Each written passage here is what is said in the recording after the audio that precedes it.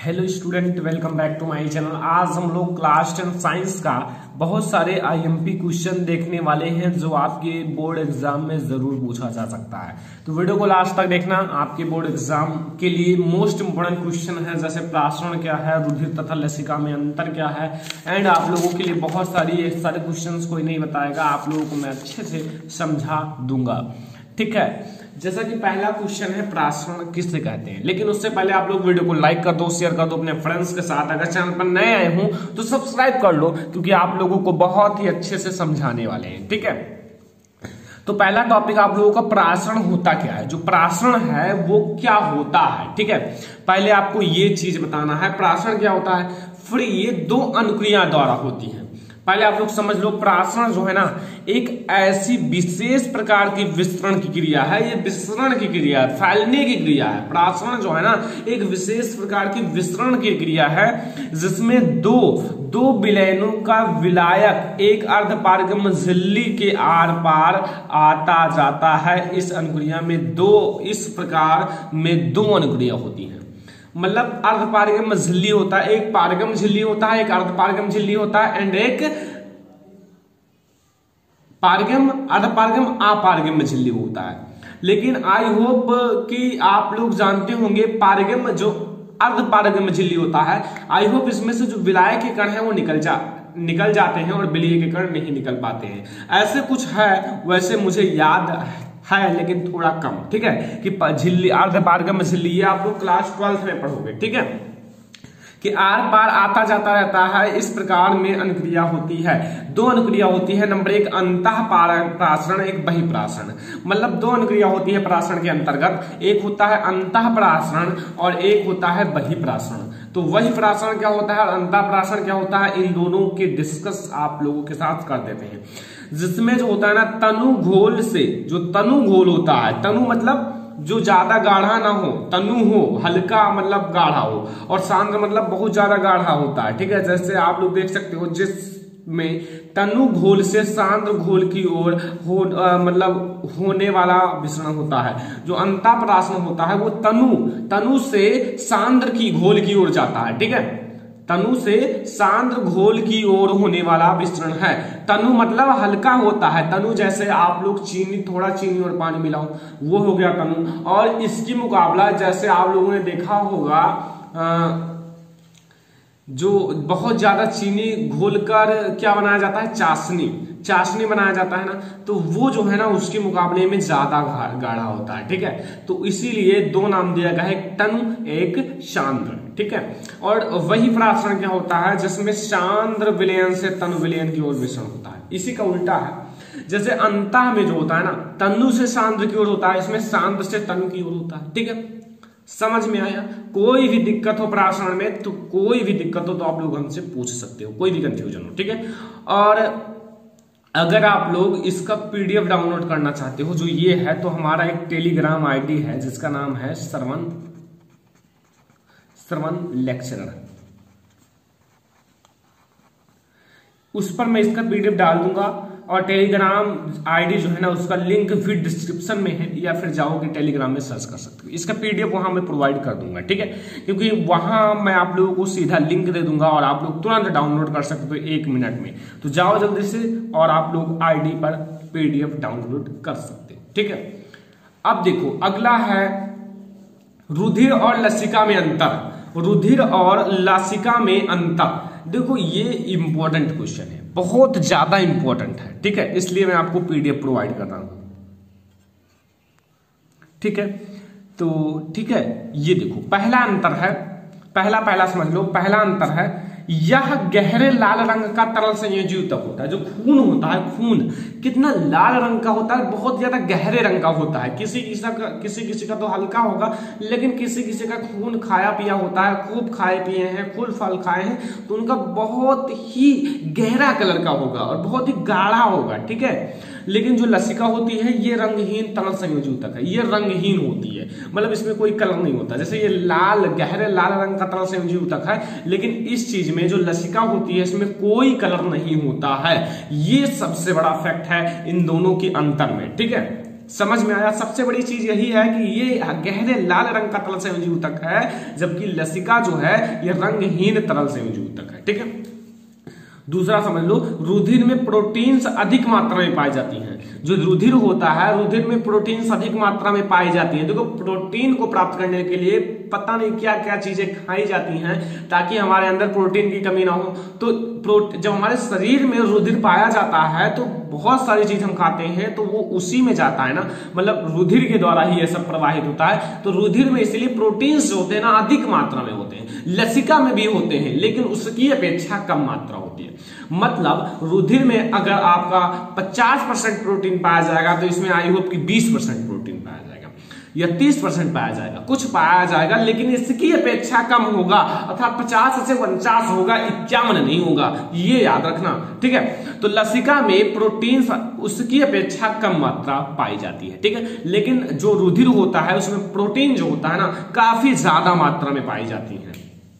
अगला है तीसरा नंबर, इसमें ऑक्सीजन अधिक मात्रा में पाया जाता है। रुधिर में ऑक्सीजन अधिक मात्रा में पाया जाता है। ठीक है, क्योंकि देखो रुधिर भी कुछ ना कुछ सांस लेने के लिए उपयोगी है, तो उसमें इसीलिए इसमें अधिक मात्रा में ऑक्सीजन पाया जाता है, इसमें ऑक्सीजन कम मात्रा में पाया जाता है। लसिका जो होती है, लसिका में जो ऑक्सीजन होता है ना, ऑक्सीजन ये काफी इंपॉर्टेंट चीज है, ऑक्सीजन सांस लेने के लिए, तो ये कम मात्रा में पाया जाता है, बट इसमें जो होता है ना अधिक मात्रा में पाई जाती है। ठीक है, समझ में आया? मेन फैक्ट समझो, यह रुधिर वाहिनियों में परिसंचरित होता है, यह रुधिर वाहिनियों में परिसंचरित होता है, और यह लसिका वाहिनियों इसके अतिरिक्त जो है ना ऊतक द्रव्य की तरह भी रहता है। मतलब इसमें लसिका वाहिनियां तो होती भी हैं लेकिन ये ऊतक द्रव्य के तरह भी रहता है, ऊतक द्रव्य की तरह रहता है। तो कुछ मैंने आप लोगों को चार बता दिए हैं। अगर आप लोग इतना लिख लोगे ना रुधिर तथा लसिका में अंतर, तो आपका पूरा नंबर पक्का हो जाएगा जितने नंबर का होगा। ठीक है, ये लघु उत्तरीय में ज्यादा पूछा जाता है। चलिए अगला क्वेश्चन देखते हैं। ये एनसीईआरटी का काफी मोस्ट इंपोर्टेंट क्वेश्चन है और बोर्ड एग्जाम में पूछा जा सकता है अब की बार। वे कौन से कारक हैं जो नई स्पीशीज के उद्भव में सहायक हैं? मतलब कुछ ऐसे कारक है ना जो नई स्पीशीज होते हैं उनके उद्भव में सहायक होते हैं। अब वो कौन से कारक हैं उसे बताना है, तो वो कारक मैंने राइट कर दिया है, लिख दिया है अच्छे से, वो मैं आप लोगों को समझा देता हूं। कौन से कारक हैं जो नई स्पीशीज के उद्भव में सहायक हैं?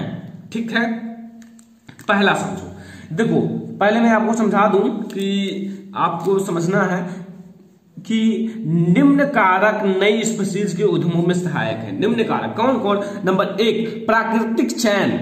प्राकृतिक चयन जो होता है ना, प्रकृति के द्वारा किया गया चयन, ये जो होता है ना नई स्पीशीज के उद्भव में सहायक है। ठीक है, प्राकृतिक चयन। सेकंड है जीन प्रवाह का न होना अथवा बहुत कम होना। जो जीन होता है, जैसे विद्युत होता है, विद्युत का चालक में प्रवाह होता है तो वो हलचल करता है, लेकिन अगर जीन का प्रवाह ना होना अथवा बहुत कम होना, ये नई स्पीशीज में उद्भव में सहायक है। थर्ड है अनुवांशिक विचलन। अनुवांशिक विचलन मतलब है अनुवांशिक में विचलन होना, जो अनुवांशिक पदार्थ होते हैं उनमें विचलन होना, तो अनुवांशिक विचलन भी इसका एक सहायक उद्भव है। अगला, दो उप समष्टियों का रूपेण अलग होना जिससे कि दो परस्पर लैंगिक जनन ना कर पाए। ठीक है, ये क्वेश्चन समझ में आया। चौथा है आपका, और आपको समझ में भी आ ही गया होगा क्योंकि काफी इंपॉर्टेंट क्वेश्चन है आपके 2021 बोर्ड एग्जाम के लिए, तो ये आपको याद कर लेना है। याद ना हो तो बार बार याद करना है। ठीक है, याद जरूर कर लेना है। अगला क्वेश्चन है, लिंग संलग्नता से संबंधित दो बीमारियों के नाम लिखिए। आपने पढ़ा क्या है कि लिंग संलग्नता, ये क्लास 12th बायोलॉजी में पढ़ोगे, बिल्कुल डिटेल में लॉन्ग में पूछा जाता है बहुत ज्यादा।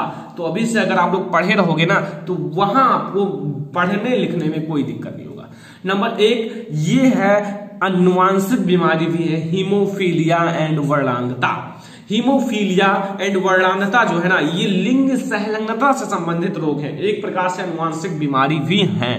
तो हीमोफीलिया आखिर होता क्या है ये तो आप लोग जानते होंगे।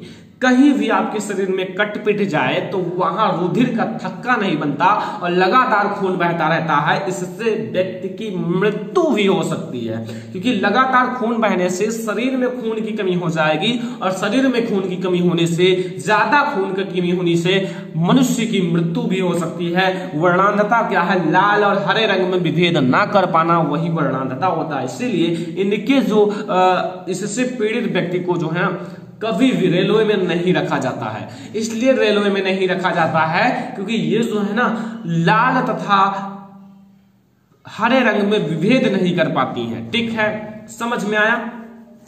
क्योंकि आप लोग समझ लो क्यों नहीं रखा जाता है, क्योंकि अगर ट्रेन आने वाली है और हरा कलर जल रहा है तो वो जो है ना उसे ये नहीं दिखाई देगा कि ये हरा जल रहा है, उनको लाल दिखाई देगा। तो जब ट्रेन आने वाली है ना तो वो क्या करेगा कि गेट बंद कर देगा, क्योंकि उसे तो लाल दिखाई दे रहा है, लाल और हरे रंग में विभेद ही नहीं कर पाता। और ऐसे और भी कुछ कारण होंगे जैसे से उन्हें नहीं रखा जाता है। एक प्रकार से बीमार भी हैं और इतने बड़ी रोग भी है तो वैसे भी नहीं रखा गया। ठीक है, और सबसे बड़ा कारण उसमें लाल, हरा, पीला ऐसे कुछ कलर होते हैं, इनमें ही विभेद ना कर पाए तो बेकार है। अब ये मोस्ट इंपॉर्टेंट है, लैंगिक तथा अलैंगिक जनन में अंतर। व्हाट इज डिफरेंस बिटवीन लैंगिक सेक्सुअल एंड एसेक्सुअल रिप्रोडक्शन। ठीक है, ये आपको बताना है। देखो, पहला है लैंगिक जनन। संतान की उत्पत्ति के लिए प्रायः 2 जनकों की आवश्यकता होती है। लैंगिक जनन में जो संतान की अगर उत्पत्ति करना है, नर या मादा किसी की भी उत्पत्ति करना है अर्थात संतान की उत्पन्न करना है तो क्या होगा? नर तथा मादा की आवश्यकता होगी।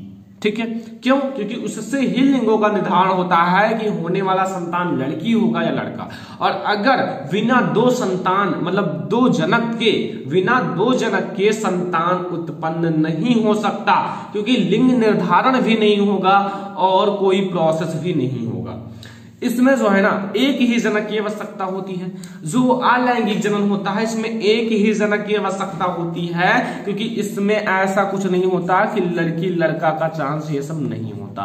और भी कुछ फैक्ट होते हैं जिससे अलैंगिक जनन में कोई 2 जनक की आवश्यकता नहीं होती। अगर एक ही जनक हो तो नए संतान की उत्पत्ति कर देगा।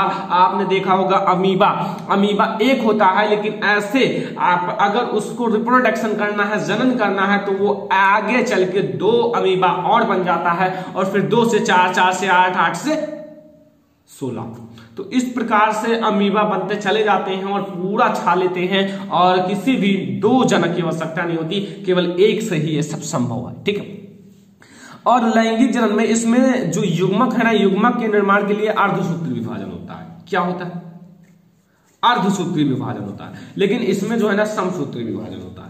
जो अलैंगिक जनन है इसमें समसूत्री विभाजन होता है, लेकिन जो लैंगिक जनन है, लैंगिक जनन में 2 जनक होते हैं ना तो आधा तो उनका होगा, आधा उनका होगा। अगर आधा आधा मिलाकर 1 हो जाते हैं तो आधा आधा होकर वो अर्धसूत्री विभाजन कहलाता है। लेकिन इसमें इसलिए समसूत्री विभाजन होता है क्योंकि नर हो या मादा हो वो एक ही हो और एक से ही नए संतान की उत्पत्ति हो जाती है, इसलिए इसमें समसूत्री विभाजन होता है। और इसमें 2 लोग होते हैं तो आधा आधा मिलाकर 1 होते हैं, तो इसलिए इसमें अर्धसूत्री विभाजन होता है।